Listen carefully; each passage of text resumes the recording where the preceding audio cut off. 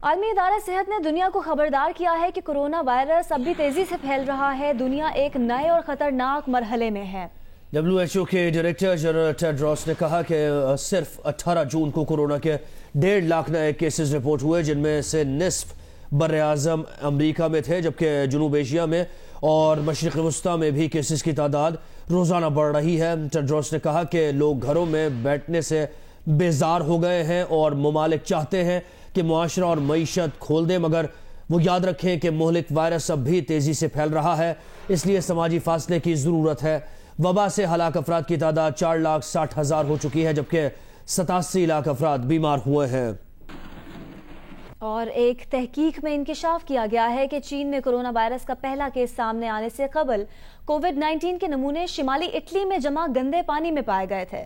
बरतानवी खबर रसा इदारे की एक तहकीक के हवाले से इंकशाफ किया गया है कि इतालवी नेशनल इंस्टीट्यूट ऑफ हेल्थ ने अक्टूबर 2019 से फरवरी 2020 के दरमियान शिमाली इटली में गंदे पानी की सफाई के प्लांट से जमा होने वाले 40 नमूनों का जायजा लिया।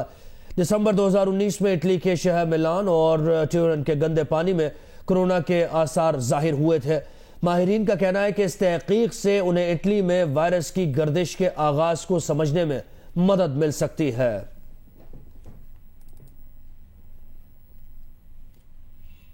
कराची में स्मार्ट लॉकडाउन के तहत मुख्तलिफ इलाके सील करने का दावा तो किया गया है, लेकिन अमली तौर पर सूरत हाल कुछ मुख्तलिफ नजर आती है। UC 12 और 13 का अहवाल बता रहे हैं सफूरा चौरंगी से हमारे नुमाइंदे काशिफ मुश्ताक।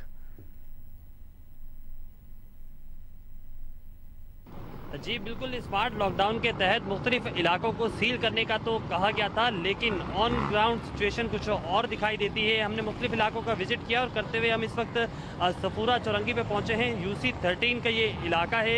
इस इलाके को भी जो है वो स्मार्ट लॉकडाउन के तहत बंद करने का कहा गया था, लेकिन ये मुकम्मल तौर पर इलाका पूरा खुला हुआ है। यहाँ ट्रैफिक की आमदोरफ्त भी जारी है। कहा ही जा रहा था कि किसी गैर मुल्का शख्स को इन इलाकों के अंदर आने की इजाज़त नहीं होगी, लेकिन जब हम इन इलाकों के अंदर देखते हैं तो मुतादिद गाड़ियाँ भी नज़र आ रही हैं सड़कों पर, और साथ ही साथ तमाम तर मार्केटें भी खुली हुई हैं। इवन रेस्टोरेंट भी इन इलाकों के अंदर जो है वो खुले हुए हमें दिखाई दे रहे हैं। मेरे कैमरामैन दिशान इकबाल अगर आपको दिखाएं तो ये मेन सफूरा चौरंगी है। यहाँ के तमाम तर जो इलाके हैं वो खुले हुए। ना सिर्फ ये बल्कि इसके साथ ही सच्चल गोट का इलाका है UC 12 का, वो भी मुकम्मल तौर पर खुला हुआ है और कोई ऐसी एहतियाती तदाबीर हमें दिखाई नहीं दे रही है, ना ही SOPs को फॉलो किया जा रहा है, जबकि पब्लिक ट्रांसपोर्ट भी जो है वो हमें सड़कों पर नज़र आ रही है। इस हवाले से जब हम पुलिस हुकाम से बात कर रहे हैं तो उनकी जानिब से बताया जा रहा है कि नफरी की कमी है, ना ही हमें कोई यहाँ पुलिस की मोबाइल एसेस कोई नज़र आ रही है। ट्रैफिक पुलिस एहलकार तो यहाँ तैनात हैं, लेकिन पुलिस की नफरी जो इस स्मार्ट लॉकडाउन के लिए तैनात की जानी थी वो हमें दिखाई नहीं दे रही है। कोई ऐसी हडल्स नहीं लगाई गई हैं। जो रोड बंद करने थे उन्हें भी जो है वो बंद नहीं किया गया है। जी, कराची की मुख्तलिफ कोरोना वायरस से मुतासरा हसास UCs में स्मार्ट लॉकडाउन है, लेकिन फिर भी कई शहरी गैर जिम्मेदारी का मुजाहरा करते हुए मास्क का इस्तेमाल करना जरूरी नहीं समझ रहे। उनीबा ज़मीर शाह इस पर रिपोर्ट कर रहे हैं। कोरोना वायरस तेज़ी से फैल रहा है और इसकी रोकथाम के लिए अब गवर्नमेंट की जानिब से मुख्तलिफ UCs में स्मार्ट लॉकडाउन मुतारिफ करवाया गया है।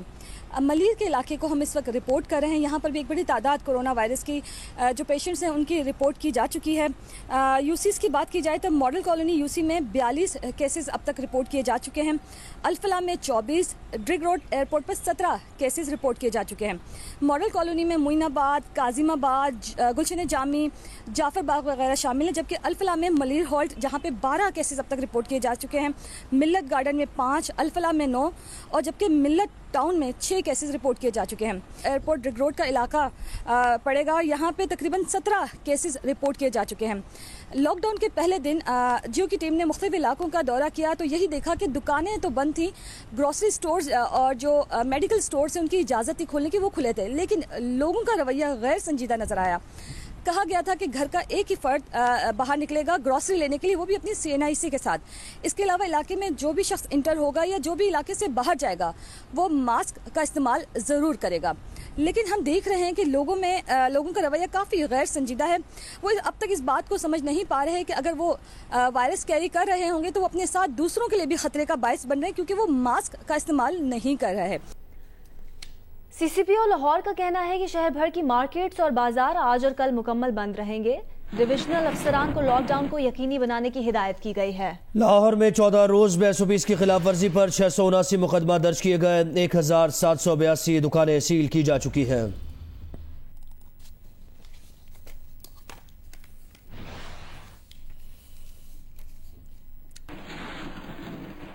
उधर सियालकोट में शहरियों ने स्मार्ट लॉकडाउन की धज्जियां उड़ा दी। इंतजामिया की जानिब से सील किए गए इलाकों से खारदार तारें और खरातें गायब हो गई, जबकि SOPs की खिलाफ वर्जी भी की जा रही है। 2 रोज कबल जिला इंतजामिया की जानिब से शहर के मुख्तलिफ इलाकों में स्मार्ट लॉकडाउन किया गया था, जिन्हें खारदार तारें और कनातें लगाकर सील किया गया। सील किए गए इलाकों में निशात पार्क, मोहम्मदपुरा, कोहलू वाली गली और बिजली मोहल्ला शामिल हैं, जहां आज लगाई गई तमाम रुकावटें गायब हो गई हैं और शहरी बगैर मास्क के घूमते नजर आ रहे हैं, जबकि SOPs की खिलाफ वर्जी भी की जा रही है।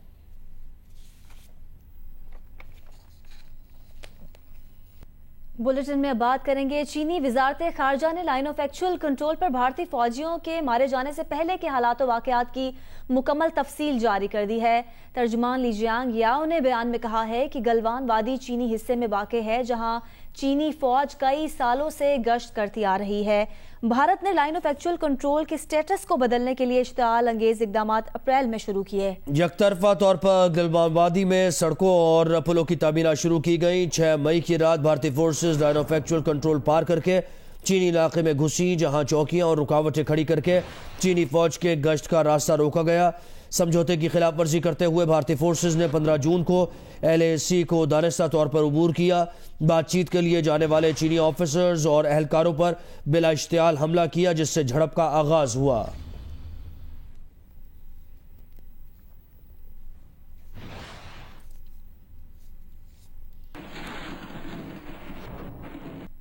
चीनी अफवाज के हाथों 20 भारतीय फौजियों के मारे जाने के बाद वजीर आजम नरेंद्र मोदी पर भारत में मुसलसल तनकीद जारी है। भारतीय ऑपोजिशन वजीर आजम से हकायक जानने के लिए सवालात कर रही है।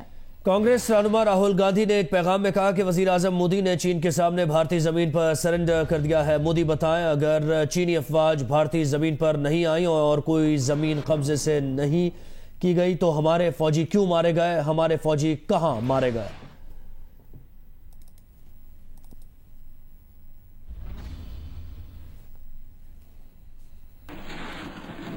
परवेज खटक की क़यादत में हुकूमती वफ्द आज अख्तर मेंगल से मुलाकात करेगा। मुलाकात में इत्तेहादी जमात BNP मेंगल को मनाने की कोशिशें की जाएंगी। मुलाकात में 6 नुकाती एजेंडे पर अमल दरामद पर भी बातचीत होगी। सरदार अख्तर मेंगल ने 3 रोज पहले कौमी असम्बली में खड़े होकर हुकूमती इत्तेहाद छोड़ने का ऐलान किया था।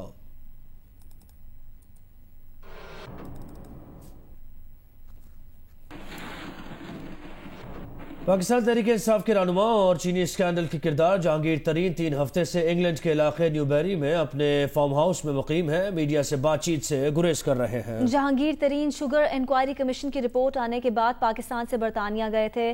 तब से वो अपने बेटे अली तरीन के साथ बेरी फार्म हाउस में मुकीम है। जहांगीर तरीन के लंदन में सियासी रहनुमाओं से राब्तों की अफवाहें भी जेर गर्दिश है, ताहम वो इसकी तरदीद करते हैं। उनके करीबी ज़राए का कहना है कि जहांगीर तरीन की वापसी का इन्हसार इस बात पर है कि उनके साथ मुल्क में कैसा सलूक किया जाएगा।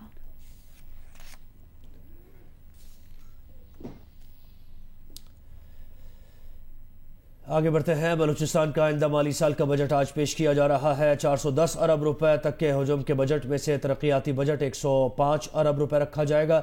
कोरोना वायरस के बाद सेहत के शोबे के लिए सबसे ज्यादा बजट मुख्तस किए जाने की तजवीज़ है। सूबाई मुलाजमीन की तनख्वाहों में इजाफे का भी फैसला किया गया है।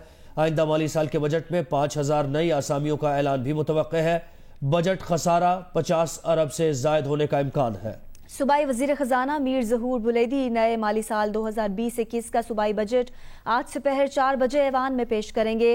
410 अरब रुपए के बजट में गैर तरक्याती अखराजात के लिए 305 अरब रुपए और तरक्याती बजट के लिए 105 अरब रुपए मुख्तस किए जाने की तजवीज़ है। कोरोना वबा के बायस आइंदा माली साल के बजट में सेहत के शोबे के लिए 55 अरब रुपए मुख्तस करने की तजवीज़ है। इसमें वबाई अमराज के हवाले से 3 साला मनसूबे के लिए 12 अरब रुपए भी शामिल हैं। सूबाई बजट में तालीम के लिए 75 अरब रुपए, अमन व अमान के लिए 50 अरब रुपए, पेंशन के लिए 30 अरब रुपए रखने की तजवीज़ है। बजट में 5 से 6 लाख नौजवानों को कारोबार के लिए आसान शराइत पर कर्ज देने का वज़ीर आला बलोचिस्तान का खुसूसी मनसूबा भी शामिल है।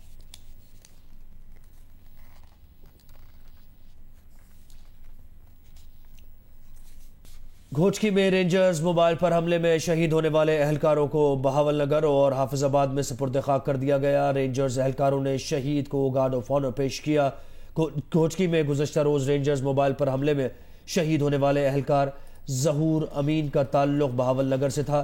ज़हूर अमीन की नमाज जनाजा आबाई इलाके चक पहलवान में अदा की गई, जिसमें रेंजर्स के ऑफिसर्स और जवानों समेत शहरियों ने बड़ी तादाद में शिरकत की। शहीद को पूरे सरकारी एजाज के साथ आबाई कब्रिस्तान चुपवाली सरकार में सुपुर्द खाक कर दिया गया।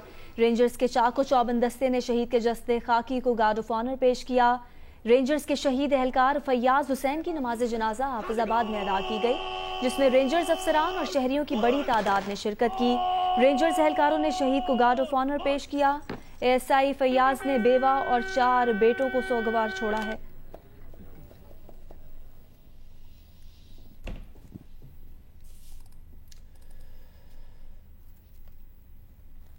खबर ये कि लोअर चतराल में ग्लेशियर फटने से सैलाब का खदशा है। चतराल की वादी गोलेन में ग्लेशियाई झील फटने से सैलाब का खदशा जाहिर किया जा रहा है। महकमा मौसमियात और PDMA का डिप्टी कमिश्नर लोअर चतराल और मुतल्लिका हुकाम को मरासला जारी किया गया है। मरासले के मुताबिक इतवार से मंगल तक वादी गोलेन में दर्जा हरारत बढ़ने का इम्कान है और बुध के दिन बारिश का भी इम्कान है।